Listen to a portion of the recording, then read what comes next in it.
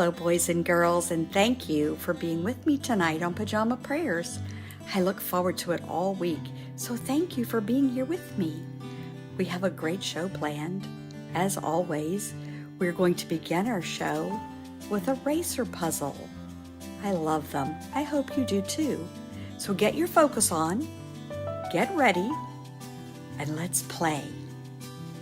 Calling all cats, it's time to solve a racer puzzle. The picture in this puzzle is very wide, much too wide to fit on the screen. So the picture is going to move across the screen. That way, you can see the whole thing and find all of the hidden objects. Cats in space? Why not? These cats are hard at work, flying in the space shuttle and working on the space station and chasing a ball of yarn among the stars. But one cat accidentally opened his toolbox and the tools fell out. Flying metal objects can become dangerous if they're not collected quickly. Help the cats use the hidden magnets to save the day. Count out loud as you find each one. There are 25 hidden magnets, and in this round, you'll have 25 seconds to see the entire picture.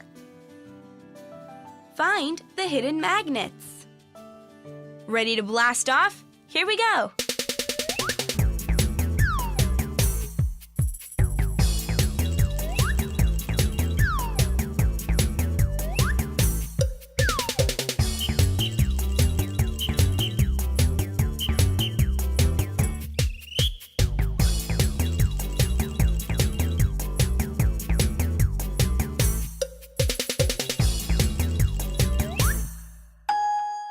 How many magnets did you count? If you found 10, that's great. Okay, let's try it again. This time, you'll have a whole minute to find as many magnets as you can. Ready? Go!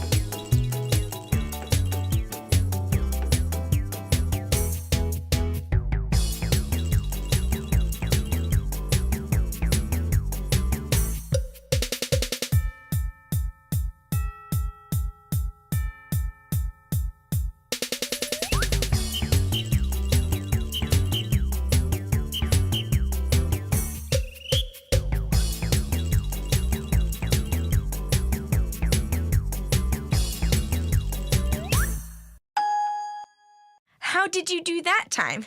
I bet you attracted a few more. If you found 15, the cats salute you. And if you found 20 or more, you clearly have a magnetic personality. Okay, let's go through the whole picture and see where all 25 of the magnets were hidden.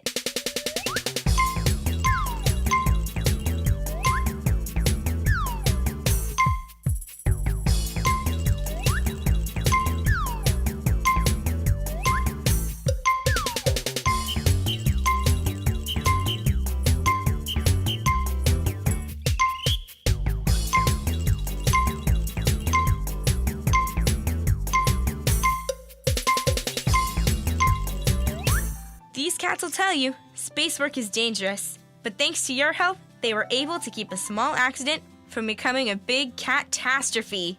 Well, how did you do? Did you find many of the magnets? Did you find all of the magnets? I didn't. I never really find all of them, but I sure have a lot of fun looking for them. And I thought those cats were the cutest little things floating around in space like that. I hope you enjoyed it. Thanks for playing with me. Well, it's time for our story now, boys and girls, and we have a very special story tonight. It was written by a very good friend of mine. Her name is Janice Blanchette, and the name of her story is The Star That Lost Its Twinkle. Oh, I think you're going to love this story. So get ready, get settled down, get your focus on, and let's watch.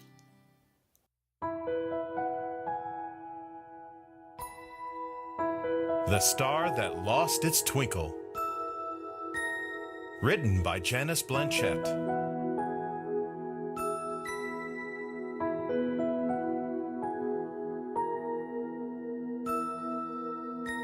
Read by Daniel Palma.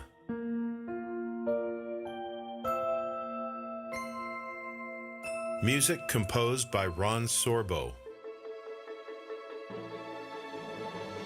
"It's a boy" was the headline on the front page of the Gazette. The Galaxy's newest edition was the grandson of the greatest star of all time. He was named Lucas after his famous grandfather. Lucas arrived earlier than planned, and his parents were thrilled. He was small for his age, but his smile was extra bright. His parents knew God had great plans for him and encouraged Lucas every day.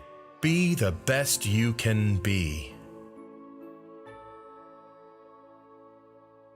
When it was time for Lucas to start school, he was enrolled at the Star Academy, the best in the galaxy. From the very first night there, he stood out from the rest of the students. His brightness drew a crowd, and he showed off every chance he got.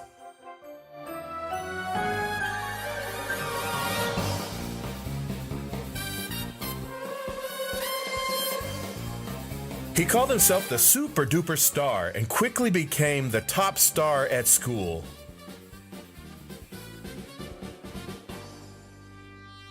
Nobody liked a bragger, though. And his classmates quickly grew tired of him.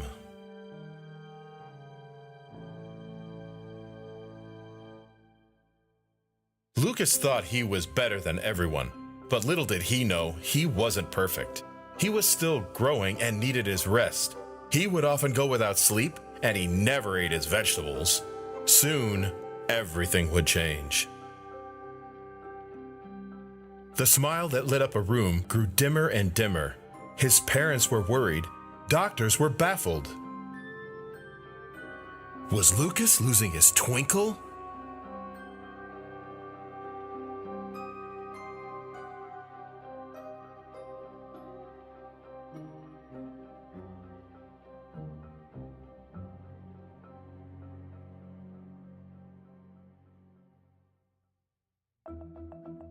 His mom took him to specialist after specialist. They poked and prodded until they finally got an answer. "Your body just needs rest," the doctor told him, "and you must eat right if you want to get bright again." Lucas returned to school, and with no brightness to brag about, the kids made fun of him. "Twinkle, twinkle, little Luke, you are nothing but a fluke. Up above the world so high, you are like a firefly. Twinkle, twinkle, little star, we can't figure out what you are." The next night, a flashlight was left on his desk with a note attached that read, "This works better than you do." Lucas put his head down on his desk. He wasn't feeling well, so his teacher sent him to see the school nurse. The nurse could tell Lucas was discouraged. She offered him some good, life-changing advice. When you feel like giving up and don't think you can take another step, push yourself one last time. So Lucas began to work extra hard to get brighter. He got more sleep and even ate his vegetables. He brushed his teeth longer before bedtime and practiced smiling every time he passed by a mirror. But nothing seemed to help. To make matters worse, his classmate, Flash, took over as the top star at school. Lucas wasn't the best anymore, and he didn't like it one bit. At recess, he sat by himself, ready to give up completely.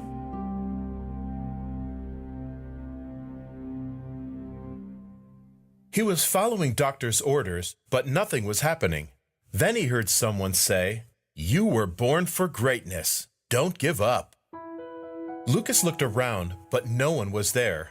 He felt hopeful for the first time in a long time, like something good was about to happen. "God, please help me be the star you created me to be," he prayed.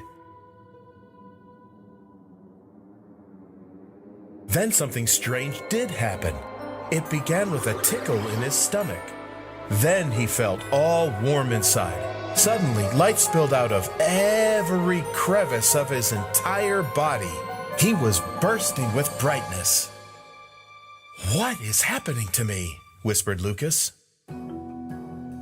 Star Academy's headmaster, Dr. Luna, was working at his desk on a top-secret project that required the help of a special star student. But who could do the job? He was about to write Flash's name on the paper when an unusually bright light grabbed his attention. The light was brighter than anything he had ever seen. What in the world could it be, he wondered. Dr. Luna followed the brightness until he found Lucas, smiling ear to ear. "Lucas," he asked, "what happened to you?" "I think I found my twinkle," Lucas squealed. Dr. Luna smiled. "And I think I've just found the perfect star for my special project."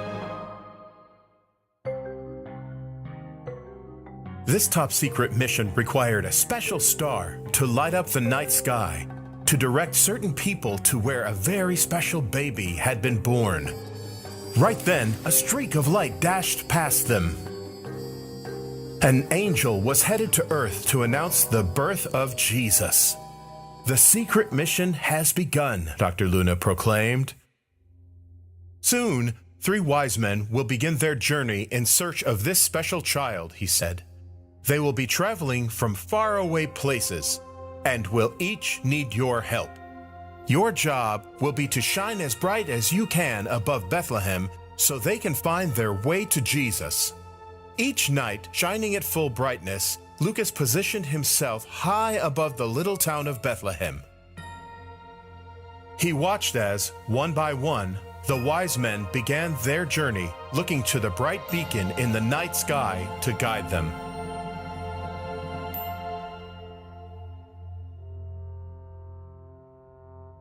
After traveling many months, the wise men arrived at the stable and found baby Jesus, the true light of the world. Dr. Luna beamed. "Mission accomplished." Lucas returned home exhausted and happy. His mission was complete, and he was now the top star again. Who would have thought that his dimness would become part of his destiny?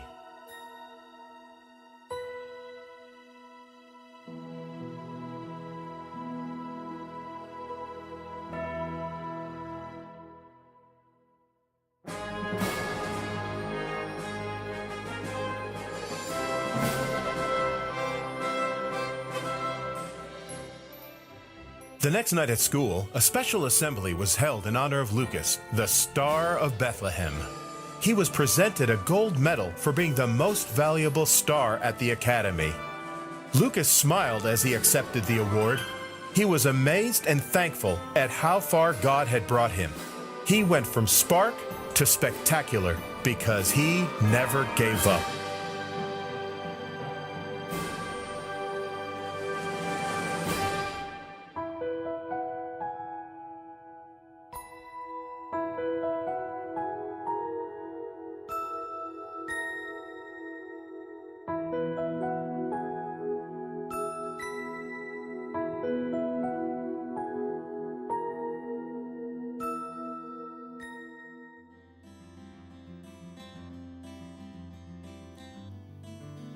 Wasn't that a great story? What was your favorite part? Think about it for a minute. My favorite part was when he prayed and asked God to make him the star that he was supposed to be. You know, God made each of us with a plan and a purpose. And when we find that, we'll have our twinkle. Well, boys and girls, we are all out of time for tonight. I hope you enjoyed the show and that you will come back next Saturday night at 7 for another special story. Until then, turn to someone there with you and say, "You are worth more than you know, capable of more than you think, and loved more than you can imagine." Good night.